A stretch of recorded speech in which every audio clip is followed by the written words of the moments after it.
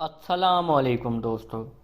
World war one کے ختم ہونے پر عراق، شام، لبنان، جارڈن، اسرائیل، فلسطین، یمن اور بہت سے ممالک یورپی طاقتوں کی بندربان سے دنیا کے نقشے پر ابھرے، لیکن عثمانی سلطنت کے خاتمے کے باوجود ترکوں نے اپنا ملک بچا بھی لیا اور بنا بھی لیا۔ لیکن یہ سب ہوا کیسے؟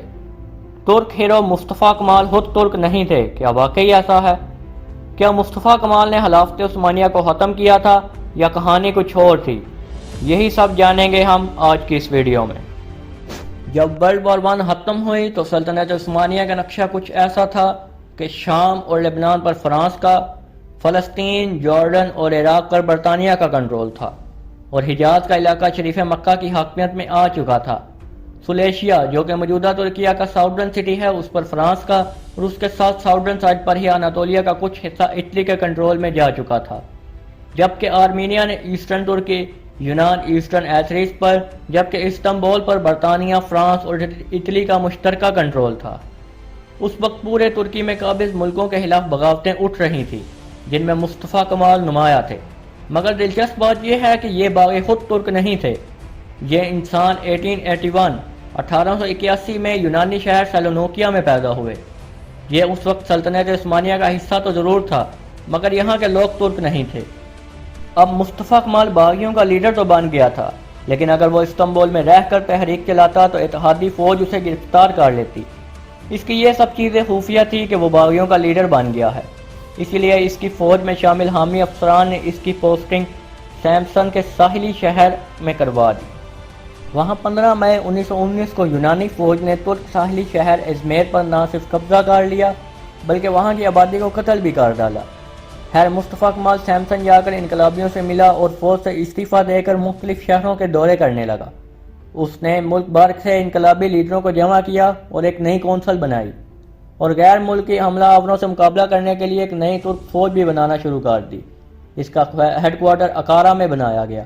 جب روس کو یہ سب معلوم ہوا تو اس نے مصطفیٰ کمال کو سپورٹ کرنا شروع کر دیا، کیونکہ روس ان سب اتحادی ممالک کو اپنے لیے خطرہ سمجھ رہا تھا، اسی لیے وہ بھی اتحادی فورسز کو ترکی سے نکالنا چاہتا تھا۔ اب مصطفیٰ کمال طاقتور ہو چکا تھا۔ اس نے کٹھ پتلی حکومت جو کہ اتحادی فورسز کے سائے میں چل رہی تھی، اس پر دباؤ ڈالا کہ نئے الیکشن جلد سے جلد کرائے جائیں۔ مصطفیٰ کمال الیکشن لڑا اور جیت بھی گیا اور پارلیمنٹ کا رکن منتخب ہو گیا، لیکن گرفتاری کے ڈر سے وہ استنبول نہیں آیا۔ اب نئی پارلیمنٹ نے کام تو شروع کر دیا تھا، مگر زیادہ تر اراکین اتحادی قبضے کے خلاف تھے، تو انہوں نے 17 فروری 1920 کو ترکی کی آزادی کے ایگریمنٹ کی منظوری دے دی۔ اب ظاہر ہے اتحادی فورس ناراض ہو گئی، تو پھر انہوں نے ایک قابض فوج کی طرح 16 مارچ کو مارشل لا لگا دیا۔ مارشل لا میں مصطفیٰ کمال اور ان کے اتحادیوں کو ان کی غیر موجودگی میں سزائے موت دے دی گئی۔ ترکی کے شیخ الاسلام نے برطانیہ کو دباؤ میں آ کر مصطفیٰ کمال پر کفر کا فتویٰ بھی دے دیا۔ استنبول میں مارشل لا نافذ ہونے کے بعد مصطفیٰ کمال نے انقرہ میں اپنی پارلیمنٹ بنا لی۔ اس پارلیمنٹ کا پہلا اسپیکر اور پرائم منسٹر بھی وہ خود ہی بنے۔ اب ترکی میں دو حکومتیں تھیں، ایک استنبول میں خلیفہ کی جو کہ برطانیہ کے زیر سایہ تھی، اور دوسری مصطفیٰ کمال کی خود مختار حکومت تھی۔ اب مصطفیٰ کمال نے کیا یہ کہ انہوں نے اسلامی دنیا سے خلیفہ کو اتحادیوں سے رہائی کے لیے مدد کی اپیل کی۔ اب کچھ ایسا ہوا کہ جو توقع کے بالکل الٹ تھا۔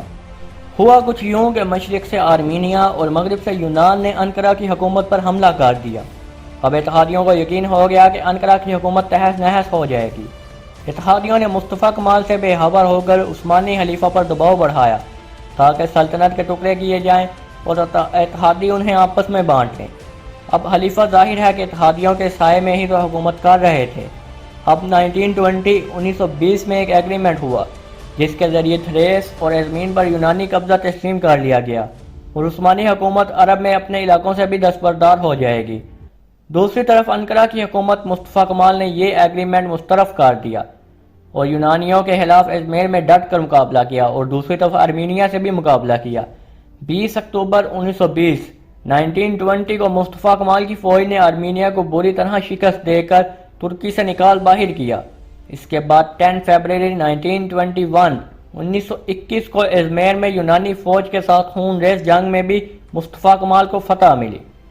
اب یونانیوں کی ہار کے بعد لندن میں اتحادیوں کی ایک کانفرنس ہوئی جس میں مصطفیٰ کمال کو انٹرنیشنل قبضہ منوانے کی کوششوں پر سوچا جانے لگا۔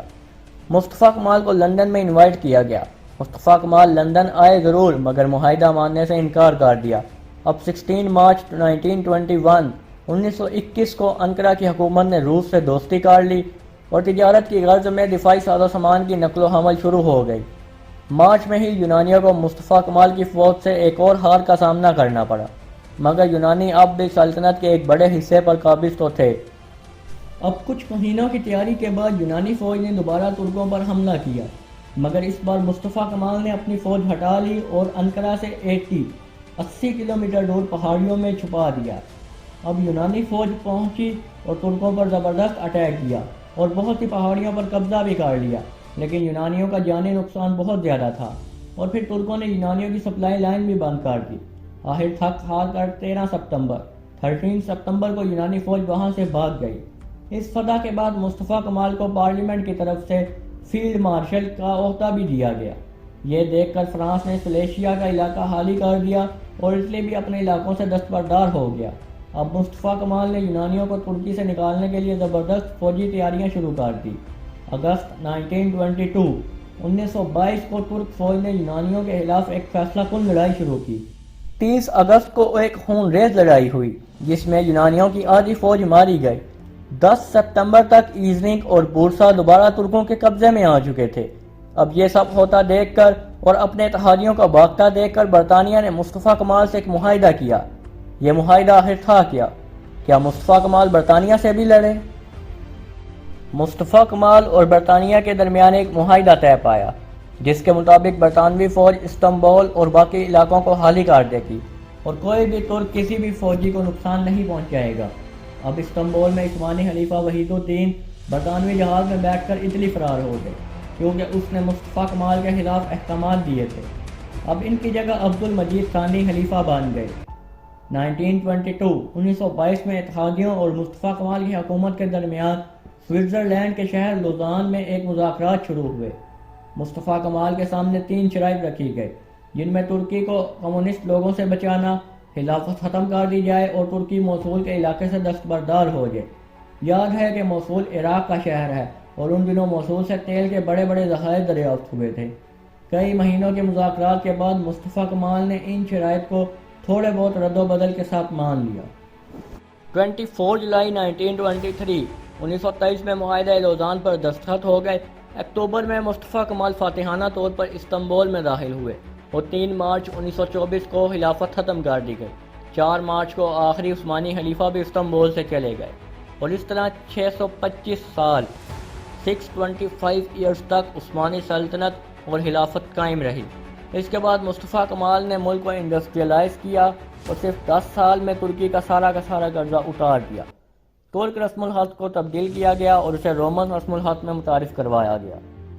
یہ مصطفیٰ کمال تو کچھ لوگوں کے لیے ہیرو تھے تو کچھ کے لیے برے انسان اس لیے کہ خلافت بہرحال انہی نے ختم کی تھی۔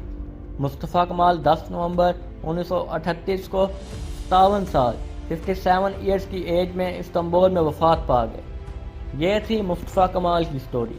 اگر آپ کو یہ سٹوری پسند آئے تو ہمیں کمنٹ سیکشن میں ضرور بتائیں۔ دوستو اگر آپ کو یہ ویڈیو پسند آئے تو ویڈیو کو لائک اور چینل کو سبسکرائب بھی کر دیں۔ Thank you.